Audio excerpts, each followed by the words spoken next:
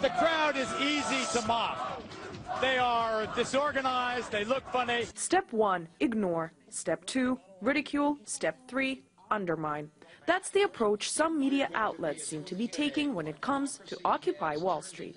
The real big thing that this movement needs to do is to appeal directly to the millions of people who are direct victims of what has happened since 2008. This has been tough to do through mainstream media outlets. It's a joke. They just want to have a party. It's like their lame excuse of trying to have Burning Man or something, right? It's a joke. The media in America is a joke. We're not hippies. We're not trying to have an excuse to just party around. These are working people. People actually come from work, come over here and volunteer their time. Showing up at the protest without the network's logo, Fox News has spearheaded Operation Undermine Occupy Wall Street. All they have to do is take a shower and they can get a job if they went to college. Their coverage has seen a hit below the belt approach prevail. They're going to chop up whatever you say, and they're going to leave the truth on the cutting floor, and they're going to run whatever pushes their narrative. It's no secret that it's the corporations protested against here that own the big TV networks in the U.S. People are standing up against corporations that actually run the media. Benito Mussolini had defined fascism as a collaboration of corporation and government. Welcome to America, guys. That's what this is. This is fascism at its finest.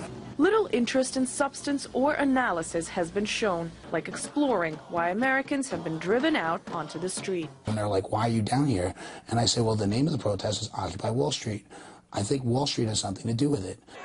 Media coverage peaked when arrests started taking place. After there are clashes, then there's immediate media interest, and that's when all the major networks seem to get kicked in. They're jobless because they don't want to work. They sit and openly mock protesters here as dirty hippies, uneducated fools, and drug addicts and potential criminals, and they don't know what they're talking about, frankly. Some of the bigger networks prefer to keep their distance from the demonstrators. A TV satellite truck separated from the protest by a street and barricades here on standby in case action happens. This is a traditional site for the protest, with few journalists actually talking and listening to the people inside the crowds, with mostly the independent and foreign media deep in the action. It's really funny, you know, every day at around 4:30 in the afternoon, TV trucks start arriving from every different channel. It's like when one blackbird lands, they all land.